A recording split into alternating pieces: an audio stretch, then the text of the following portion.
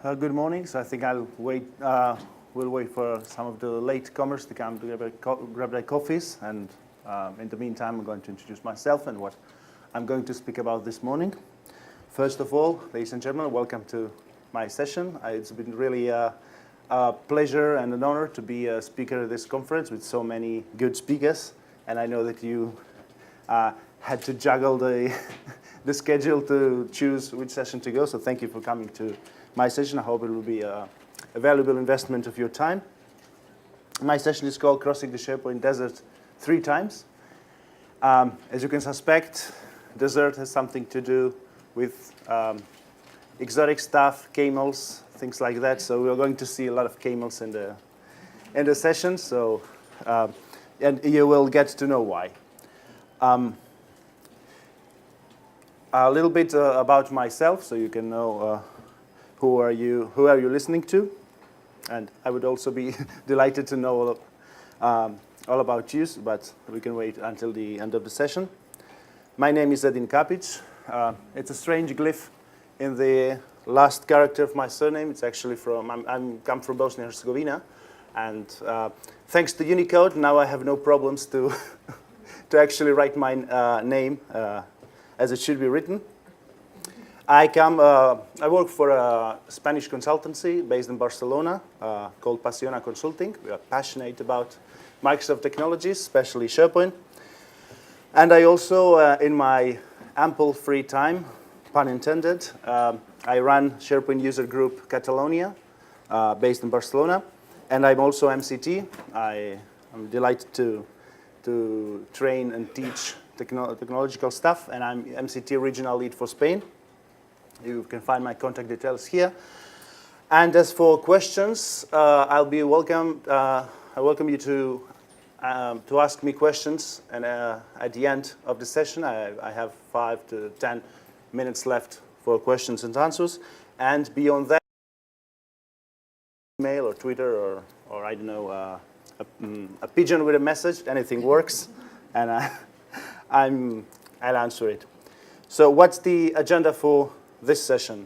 First, I will do a short digression or introduction about what's the motivation of my session for today. And then I will unravel the story in 3 phases. Don't worry, it will become clearer what does it mean. Between phase 2 and phase 3, there has been room for some improvements. You'll get to know that. And then we'll extract some key lessons that I learned during this story, and then the aforementioned question and answers. So each of the phases will also have 4 different parts. I will explain, the desert motive. I told you, the business need for that phase, then the approach we took as the company who built the solution, then the issues we found, and then the end result. I will also share the screenshots of the end result for that phase. So you're still with me? Okay. I will introduce the short digression. This is not a part of the whole story. This is just to get the motivation for this session. The motivation for this session are the second chances. It says, give me just one more chance. Can you think about a special second chance you had? Usually it involves boyfriend and girlfriend. Yeah, I see some notes. Yeah, we've been there, right? The second chance is, I'm a big fan of second chances. Actually, why am I so hooked on second chances? Because second chances are good. If it wasn't for the second chance my mom gave to my dad, I wouldn't be here. I wouldn't be, it would be very difficult to actually explain something if I weren't existing, right? So we all had second chances, and I also had my share of second chances in real life. You can ask my wife, she's sitting there. She'll be delighted to answer the questions. But let's go to the subject of our session, which is SharePoint. Our beloved SharePoint also has second chances, or had second chances for me. My first second chance, if I can say so, was in 2005. I was freshly graduate from the university, and I began working with a consultancy company in Barcelona. and I started working with SharePoint, and I was tasked with building a workflow management solution built on top of SharePoint. Which version of SharePoint it was? The horror. SharePoint 2003. Anyone has programmed or developed something on SharePoint 2003? You understand the horror? Yeah. Well, for me it was difficult because I was learning how to do SharePoint development at the same time as we're building something. And at the end, the solution was functional. It did what it had to do. But, for instance, the class diagram was like this. I know you're familiar with the term anti-pattern. You know the famous book of anti-patterns? I know I can identify half a dozen of them in the diagram, but just you can see the huge classes, everything mixed there, the responsibilities for different things, and you know the God classes, the facade of everything, and the kitchen sink. So it worked, but my first reaction to that when it was delivered was, oh my God, I have to hide in a cave. I couldn't look in the eyes of of my manager, say, okay, I'm not proud of this code. And I asked for a second chance. There's where second chance comes in. And he gave me the second chance. He gave me 2 weeks to refactor the code. And I applied myself. I did my, I think that ReSharper was all in fire and smoke. We're extracting classes, extracting interfaces around, shuttling classes between namespaces. And finally, I rebuilt this messy code into something much more manageable with clearly defined interfaces and all the goodness that we know that is good when we develop on top of any object-oriented language, and with different assemblies encapsulating all the good stuff. So that's what did I learn in this second chance? That second chances are there for a reason. They are there for us to improve on something that we did not as well as we expected, or things turned out to be different, so we have second chance to improve it. And not only second chances, they're also called retrospectives. Now in the agile management world, they're called retrospectives. They're second chances. You have second iteration to prove, to change things and prove that you can do better. So this is what I learned. And what will you hopefully learn today? What's in store for you is I'm going to share lessons I learned and the second chances I had in a real-life SharePoint project. So those are the keywords of the session that I'm going to share with you today. Still with me? Great. Let's fast forward to 2009. 2009, I was in a different company, and we had a request for proposal coming from one of the big companies in Barcelona. And it was first project for us to do with this particular client, who I'm talking about, ECCBC, Equatorial Coca-Cola Bottling Company. Equatorial, Africa, desert, camels, starts to make sense, hopefully. Equatorial Coca-Cola Bottling Company is the main distributor and bottler of Coca-Cola beverages in North and West Africa. And they are actually, how is it called? Joint venture of Cubega. Cubega is the main bottler and distributor for Spain. And the Coca-Cola Export Corporation, which is the company that essentially oversees all Coca-Cola beverages outside the United States. And this company was founded in 1997. And you could think that their headquarters are in Africa. No, they're even on a different continent. Their headquarters are in Barcelona. I couldn't wait to put landscape of Barcelona in a slide somewhere. It had to be there, even with the Barcelona Football Club stadium there.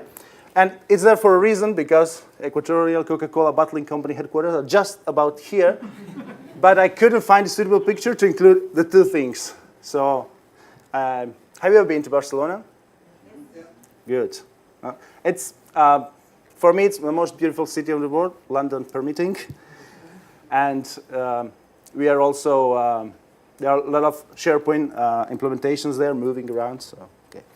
A little bit about the ECCBC. ECCBC is present in 13 countries, speaking 5 languages, and they have €500,000 in yearly revenue.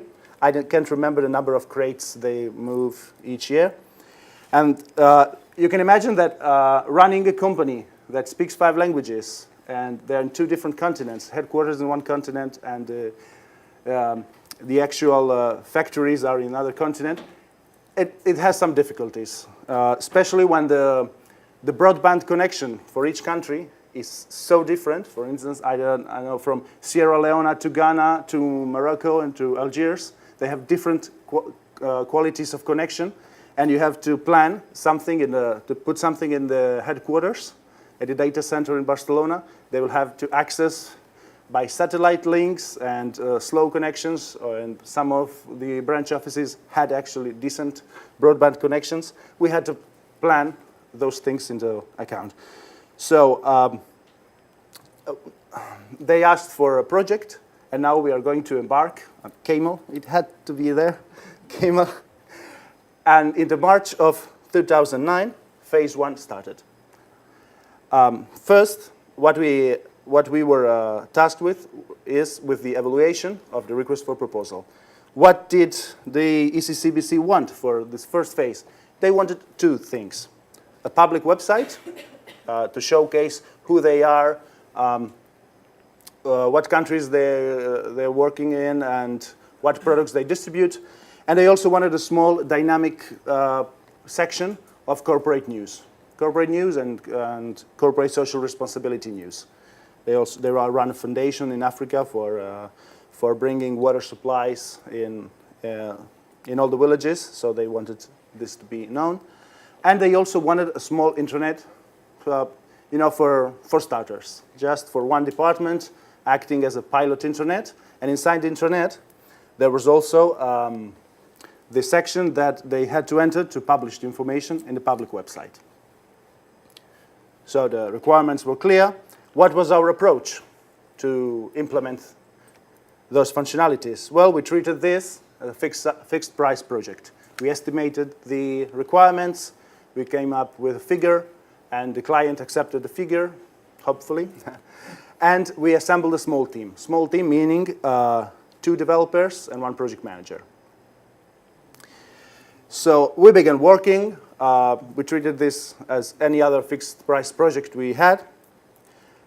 And we ran into some issues at the beginning, 2009. What were the issues? Maybe one issue, but really important one. We were being treated like a supermarket.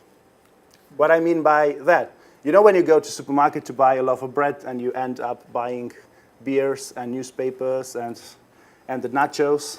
Well, it was the same with the client. They would come to us and say, okay, this is good, but I just thought that we also need a calendar.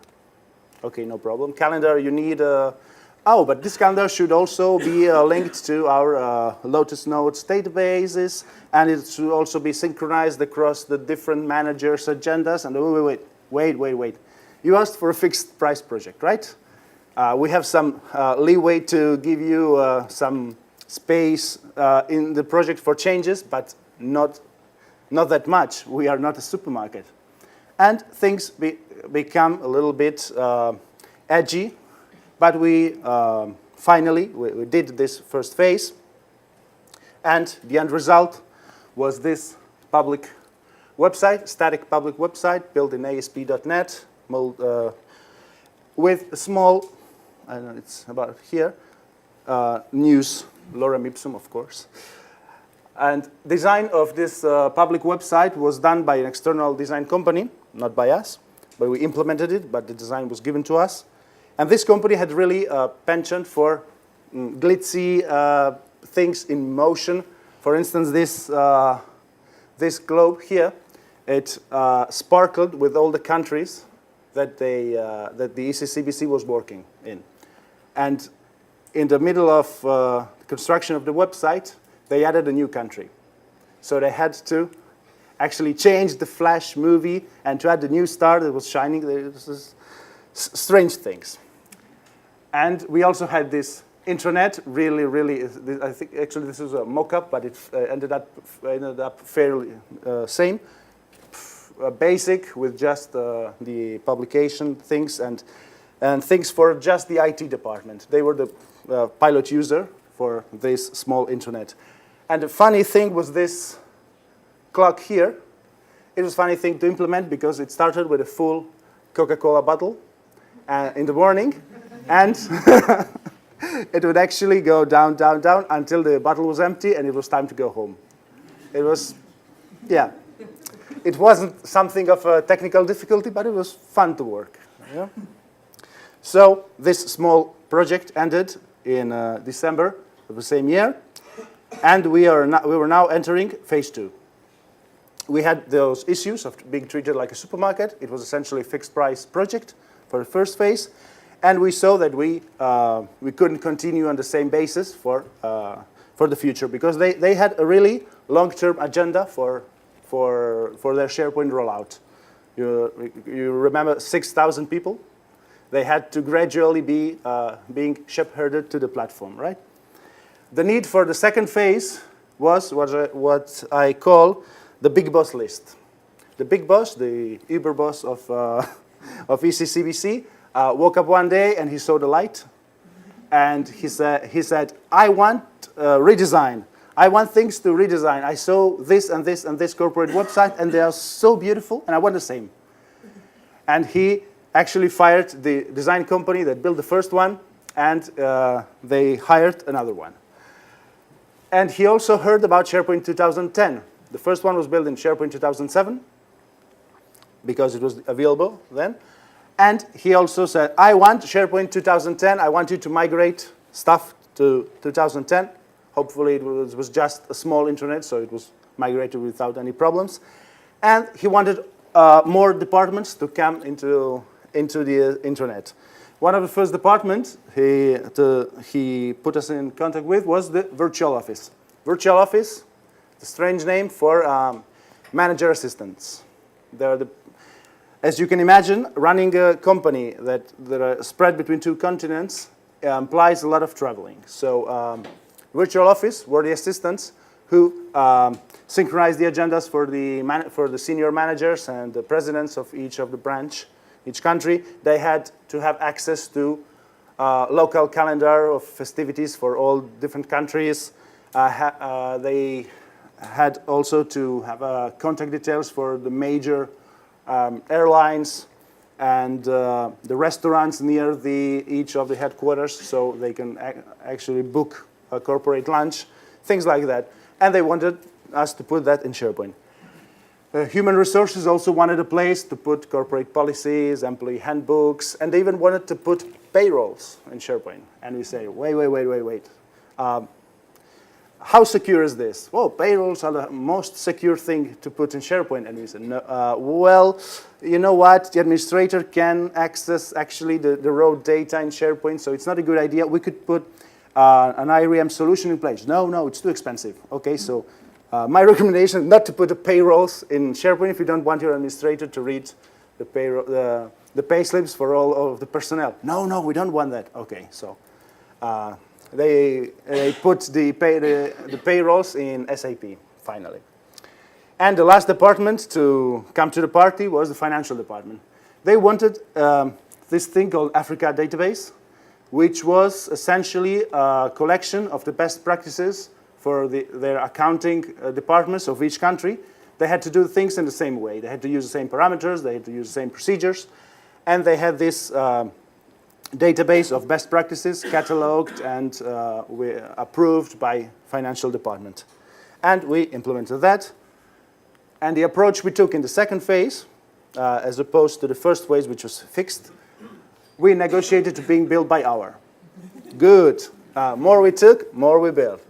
But the more we took building things was, of course, the more we were shuttling people around the project, because we are not a huge company, so we had to share resources between other projects.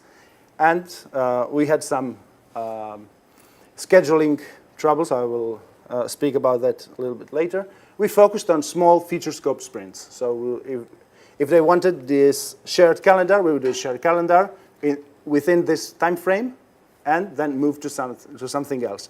And we also decided to host the SharePoint farm now in a remote data center, because at the ACCBC headquarters, they didn't have the communication requirements and security requirements to host the SharePoint farm to be accessed from the outside in a secure but still quick way for them all to access. So we hosted it in an external provider. Oh, we were merrily coding and implementing things, and we also ran into some issues. We were not being treated like a supermarket. Well, we were, but we were getting paid for that. But now we had this syndrome, the waiting room syndrome. We would have to wait for a new software to be approved by the financial department, and it had to be bought and it had to be installed before implementing something on top of that. Or we couldn't do this sign-off because the big boss was actually traveling to a corporate party which was being held in Ghana, and then we'd have to wait until the next week, but then two of our developers were on vacations. Those sort of things. So we had a lot of blockage from the customer. We're doing things in a piecemeal fashion, and we were being blocked. Then we moved to something else. When it also blocked, hopefully the first thing was unblocked, so we juggled around. And we were also being tasked with administrative tasks in SharePoint, like adding users, changing security. And what we did was we trained the users and the administrators to do it themselves. And they even wanted us to do a developer training for their developers. And when they saw the SharePoint object model, they say, okay, we'll leave this to you guys. And the end result was a new public website done by this external new design company. It was built in PHP and Flash. They built them themselves. Still a static website, but with the look and feel that the big boss wanted. So I want the same thing as Apple. Okay, go that way. And we changed the internet to also the 2010 standard look with a lot of red, not really too beautiful, but it did well for the 3-4 departments that were now using it in a pilot 2 stage. It was still not open to all the users, but they began with the feedback of I want this, I want that. Okay, this thing works, this thing doesn't work. We also did this financial database, which is actually a hierarchical structure looking for different documents. And we were doing well, but we started to think about some improvements in the process. We couldn't continue doing piecemeal fashion anymore, nor we could go back to the fixed price project. So the things we needed basically were 3. First one was a redesign of the intranet. The intranet was fairly out of the box with a couple of red icons and red fonts pretty prominent. But now we needed a fresh design. And the design company, they spoke with us, and they said they wanted something based more or less on the Metro design language, modern UI, this square, solid color stuff. And we shared our expertise on UX with them, and we together came up with a new redesign, much better than the previous one. The second issue, second improvement we needed to see is to focus on the big picture, not the small picture of piecemeal functionality as disconnected pieces of internet, but to see the higher picture, to put some planning, because the requests were coming almost every week, every month, and we had to actually put some order into it, because the client was not prioritizing that. Everything was high priority. I think that's ring the bell? Yeah. And we also needed a crucial thing in order to be successful. we needed a single point of contact into the client. We couldn't manage to have a meeting with the big boss, the deputy big boss, and the financial department boss, and the project manager, and the system admin guy from the client, plus all the development team from our side. So the agenda was like, okay, we can meet in 3 months. No, in 3 months it's too late. So we needed a single contact person.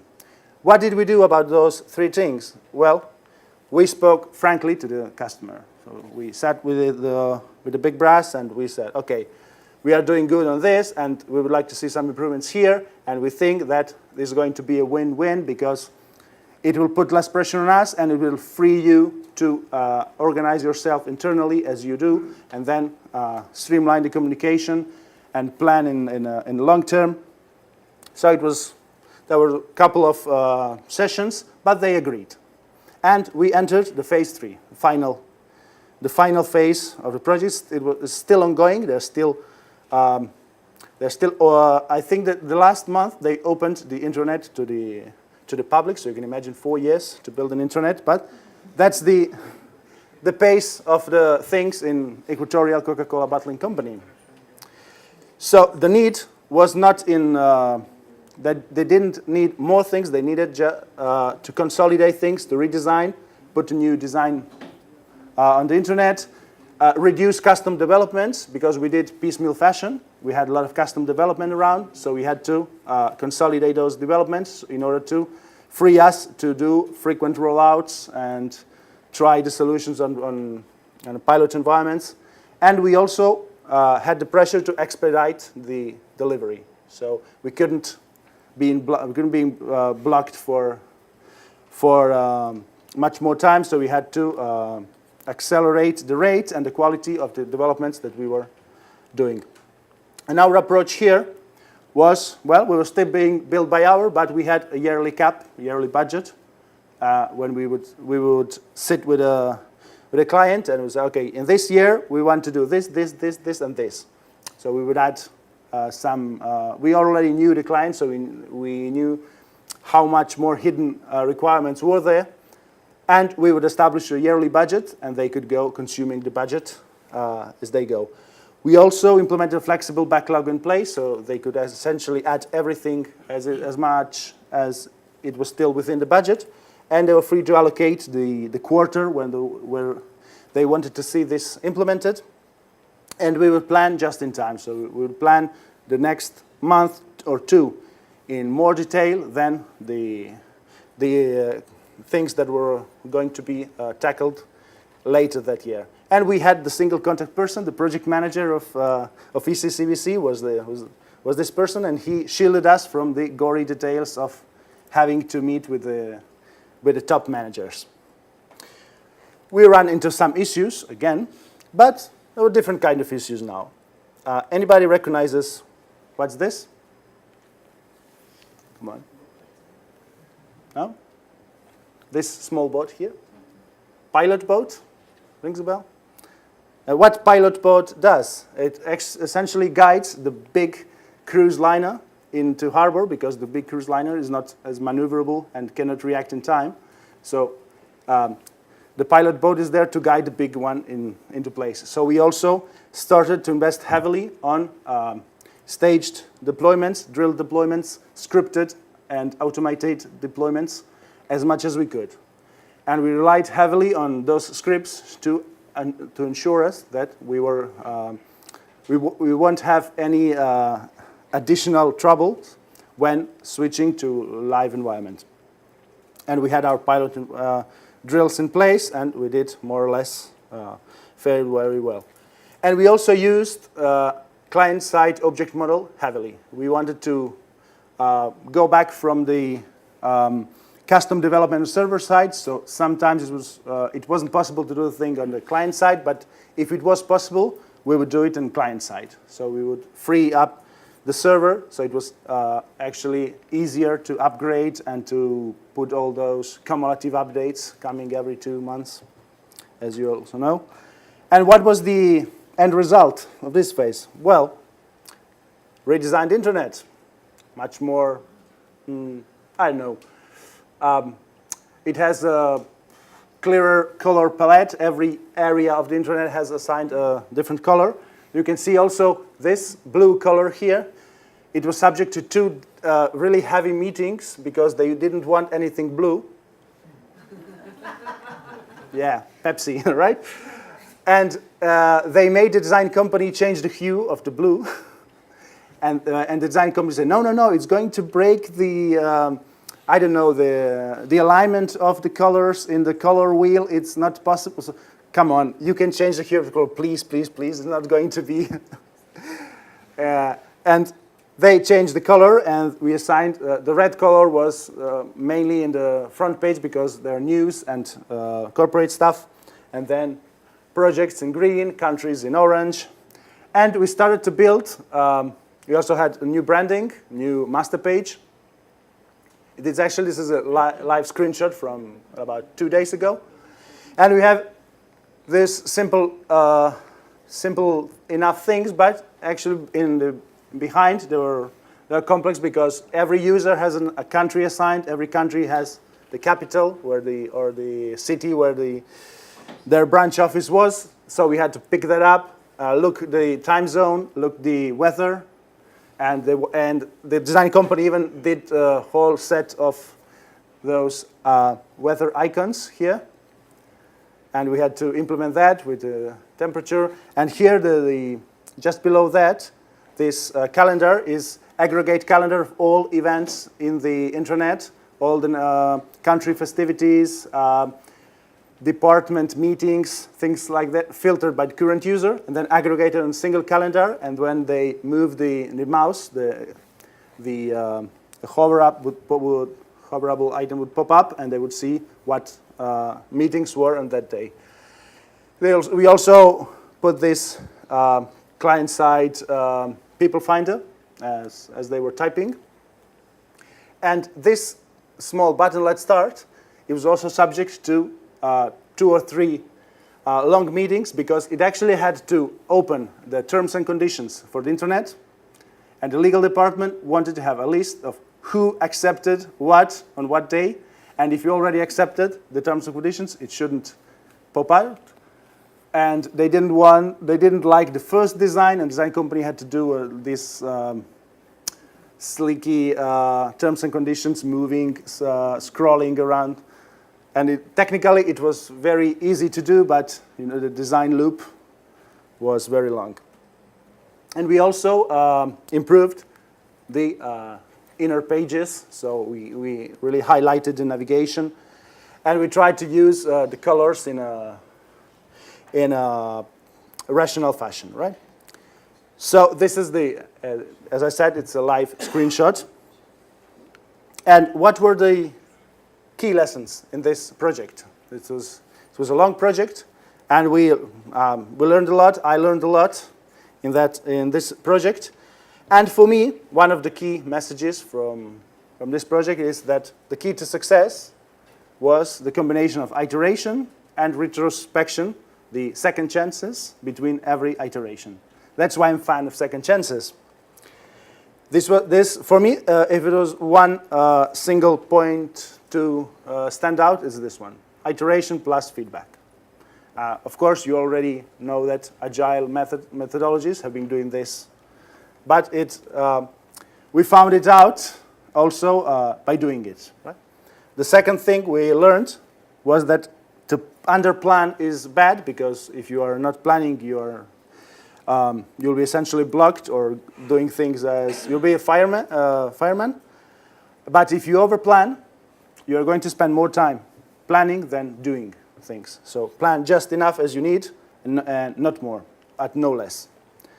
And to speak frankly to the client is okay, as far as you can offer a win-win approach, because they have to see what's in there for them. They're not some of the providers, I don't know how it is here, but in Spain, we also have some of the providers say, okay, we are not going to work unless it has to be our methodology and stuff. So there's a lot of a leeway to actually to meet the requirements in the middle. It's win for the client, win for the implementing company.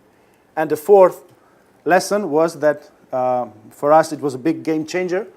If you allow me an object-oriented analogy, was to encapsulate the client through a single point of contact. It was a really huge game changer. It freed us to do things much more quicker, and it freed them to juggle their meetings as they could see fit. So I think I'm fairly ahead of the schedule, but the key message is that yes, we crossed the SharePoint desert with the camels and all 3 times, but our camels were better equipped in every phase, and we also learned about where the oasis was, so we could go there and avoid having to stop and detour. And we also had a secret weapon. Yeah, we powered our camels with Coke. And last but not the least, please feel free to ask any questions you have.